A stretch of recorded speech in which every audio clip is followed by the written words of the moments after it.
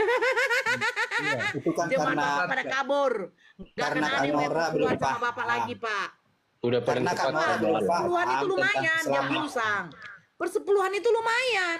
Bayangkan 10% dari pendapatan jemaatnya. Satu orang saja 5 juta, udah 500.000, Pak. Iya kan? Iya, karena Kak Nora nggak paham. Bentar dulu, Sang. Itu, sebentar dulu, abangku. Iya betul kan, Pak Ruben? 10%. Bayangkan. Terus mereka mengatakan apa? Ini kan untuk perbaikan gereja, Nora. Untuk alat-alat kursi, Nora. Alat-alat musik. Pak, gereja cuma sekali seminggu. Bagaimana mau rusak? Beda dengan masjid. Masjid 5 waktu dalam 1 hari. Kok bisa rusak sih, Pak? Ayo. Persepuluhan ini untuk apa sih sebenarnya? Makanya izinkan saya berkhotbah biar tidak ada lagi persepuluhan. Itu tuh kan digunakan untuk suku Lewi, Pak. Nggak boleh dong bohong-bohong. Ayolah, pendeta jujurlah. Pelayanan tuh butuh operasional. Pak, Bapak jujur. Untuk operasional, pertanyaan saya, berapa kali dalam sebulan gereja melakukan pengunjungan, Pak? Ayo, jangan tipu-tipu, Berapa kali? Pak. Hah? Ayo, Setiap berapa hari, kali? Bu. Setiap hari. Nggak ada, jangan kau bohong. Jangan bohong? bohong. Tanya Kita Pak Ruben. kita pelayan loh. Tiap hari kita mengunjungi. Sebentar, Bang. Berapa kali gereja melakukan pengunjungan ke gereja-gereja yang terpencil di luar kota? Jujur Pak Ruben, berapa kali dalam sebulan? Hah? Oh, kalau saya kan cuma sendiri melayani. Saya tanya berapa kali, Pak? Sesekali, itu pun kadang dapat amplop. Betul. Bawa, Betul sekali. bawa Setelah jeruk, kita bawa melakukan telur penginjilan, ayam, Pak, kita bawa disalam, beras. Pak. Jangan lupa, Pak. Kan kayak di gereja saya norakan misalnya 40 kakak, tapi perpuluhannya bisa 80 juta loh tiap bulan itu. Bunda Nora jangan Jadi? gitu dong. Jadi terbongkar kan mereka tuh. Kasihan tuh ketawanya ketawa pahit tuh Pak Ruben. Memang nyata, itu yang saya alami dulu, Pak Ruben. Makanya saya tanya. Untuk Karena- melakukan pelayanan ke luar kota, di gereja-gereja kecil yang terpencil, itu berapa kali, Pak? Dewasa Hebat ini itu kalau ada sekali perpuluhan sebulan, Pak. Itu udah berlimpah, hebat. sudah kayak Udah hebat update itu. uang untuk dikorupsi. Iya. Iya, Ini lagi jadi- si sang pencerah nggak tahu apa-apa. Pendeta bukan apa bukan. So tahu kau. Itu jadi dewasa Bang ini Kiai udah Pak Santan, Ruben. kami ini Makanya cobalah tertawa, jadi pendeta tuh senyum, yang karena jujur, Pak kami kasihan sama Ruben. kalian, Sebentar, loh. Sang. Sebentar, adikku. kenapa kasihan? Jujurlah, ya kan? Yesus kalau bukan Tuhan, katakan bukan Tuhan. Jangan, bukan. Saya tidak menyinggung juga Pak Ruben. Ayolah pendeta-pendeta yang lain. Jujurlah. Jangan hanya demi perpuluhan. Lagian perpuluhan tidak ada diterapkan di dalam kekristenan. Kenapa bisa tiba-tiba ada? Itu untuk suku Lewi itu. Kebenaran itu pahit ya Pak Ruben ya.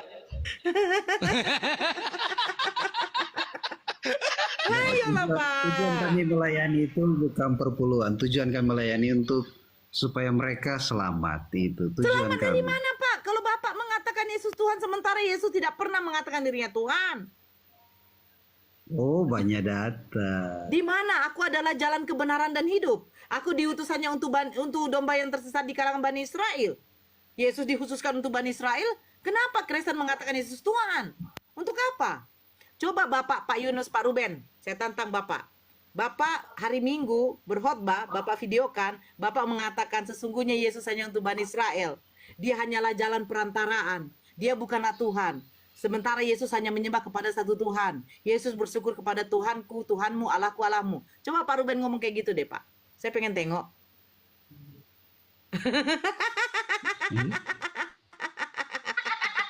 Kan semua Yohanes 1 ayat 12 mengatakan semua yang menerima dia dikuasai sebagai anak Allah. Gak ada itu, Pak. Ada. Anak manusia berarti manusia melahirkan pasti anaknya anak manusia. Binatang pasti anaknya binatang. Nah, anak Allah Itu kan pasti itu karena adalah pemahaman Allah. Kak Nora nggak nyampe. Loh, kenapa gak nyampe, Sang? Nggak Itulah nyampe yang lah, sebenarnya Kak. terjadi. Pernah nggak Yesus meminta untuk disembah secara letter leg? Tidak ada. Tetapi kenapa pendeta-pendeta ketika di mimbarnya dengan tegas kuat suaranya mengatakan Yesus adalah Tuhan. Baca Berikan Wahyu 1 berkat-Mu. ayat 8 Kak Berkat Nora. akan bercurah kepadamu. Baca Kenapa, Wahyu pendeta? 1 ayat 8 Kak Nora. Cuma iblis yang Pak- minta disembah. Kalau Tuhan tidak perlu Pak disembah. Pendeta, Tidak minta, Pak Pendeta, perlu minta dengar disembah. Pak Pendeta. Kenapa selalu di gereja ceramahnya selalu berkat, berkat, berkat, berkat? Karena Kak Nora pas dengarnya selalu berkat. Pas kebetulan. Kebetulan dia pas lewat, di akhir berkat ibadah yang doa diceritakan. berkat. Kan begitu Pak Pendeta. Pas kebetulan di doa akhir, doa berkat dia. Karena emang selalu doa akhir pasti untuk memberkati kan begitu. Doa berkat. Loh, ketika kita mau berkhotbah, itu kan kita ada itu. Ada seperti kayak liturginya, ada catatan. Nah, itu kalau saya baca catatannya itu, ujung-ujungnya tidak lari dari berkat.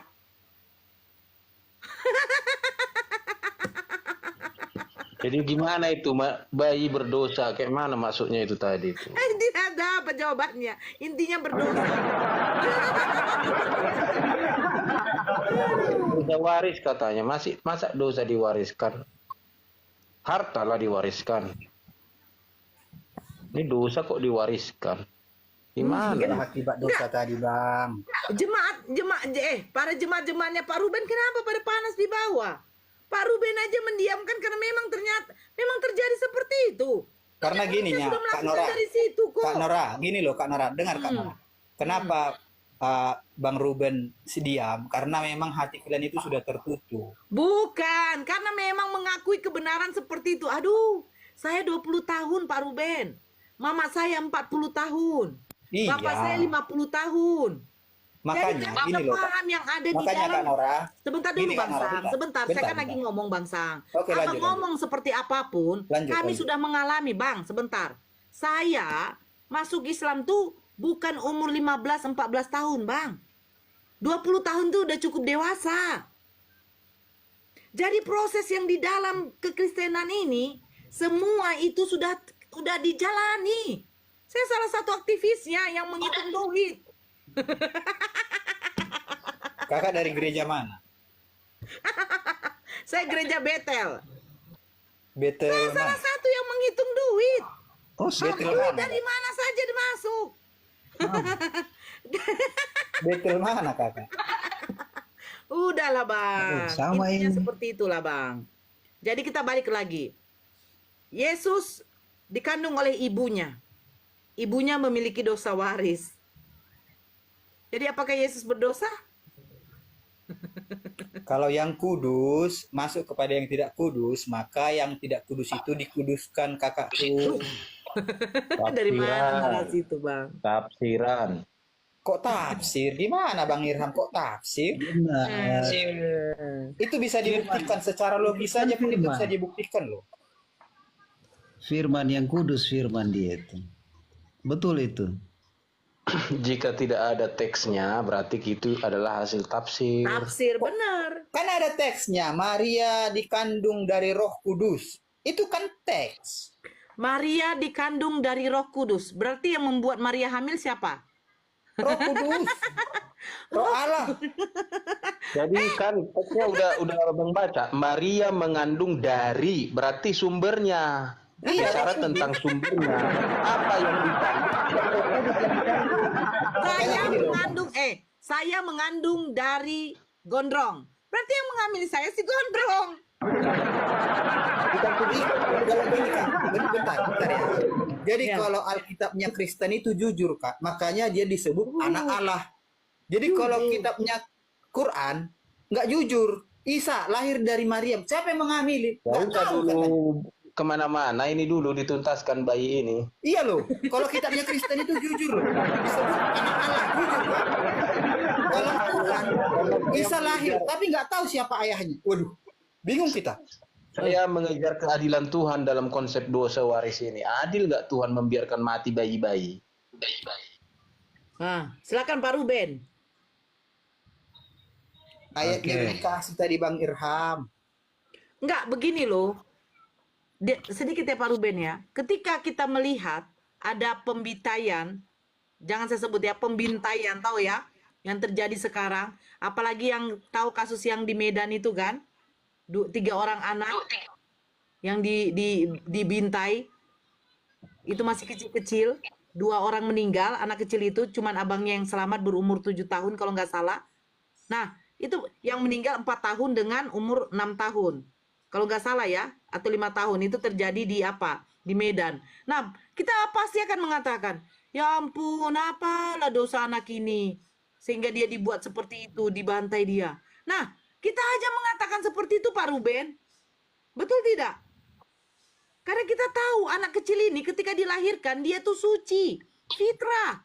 Ibarat dia seperti kertas putih yang masih kosong. Terus di mana, betul dibilang Bang Irham, di mana keadilan Tuhan itu ketika dikatakan upah dosa adalah maut? Anak-anak tidak bersalah, masih suci, masih fitrah. Kalau kayak begitu Bang Ruben, saya akan membilangkan kepada Tuhan itu, Tuhan, jangan izinkan saya hamil. Kalau toh juga yang saya kandung itu akan berdosa. Kalau kakak sudah terima Yesus, Sebentar Bang, sebentar dulu Bang. dari tadi nyambung.